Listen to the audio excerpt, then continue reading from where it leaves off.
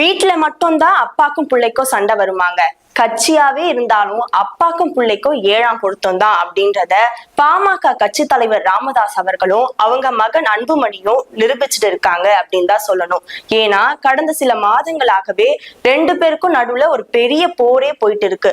அது என்னதான் போருன்னு தெரியாம சில ஜாம்பவான்கள் எல்லாம் சமாதானம் பேச போய் கடைசியில நோஸ் கட்டு தான் வாங்கிட்டு வந்திருக்காங்க. ஏன்னா ராமதாஸ் அவர்களும் அவரோட முடிவுல உறுதியா இருக்காராம், அன்புமணியும் அவரோட முடிவுல இருந்து இறங்கி வரல. அதனால அவங்களுக்குள்ள நடந்த சமாதான பேச்சு எல்லாமே டிரால தான் முடிஞ்சிருக்கு அப்படின்றத போன செய்தியாளர்கள் சந்திப்புல ராமதாஸ் அவர்களே சொல்லியிருக்காங்க. சரி, என்னதான் அவங்களுக்குள்ள பிரச்சனை அப்படின்னா, அன்புமணி அவர்கள் நான் தான் கட்சியோட தலைவரா இருப்பேன், அப்பாக்கு வயசாயிடுச்சு, வீட்டுக்கு போய் ரெஸ்ட் எடுக்கட்டும் அப்படின்னு சொல்றாரு. ஆனா ராமதாஸ் அவர்கள் என்னங்க வயசாயிடுச்சு, 85 ஒரு வயசு வெறும் எண்ணிக்கைக்கு மட்டும்தான், மனசுக்கு இல்ல அப்படின்னு சொல்ற மாதிரி இப்ப வரைக்கும் அப்பாயின்மெண்டே இல்லாம நான் மக்களை சந்திச்சுட்டு இருக்கேன்.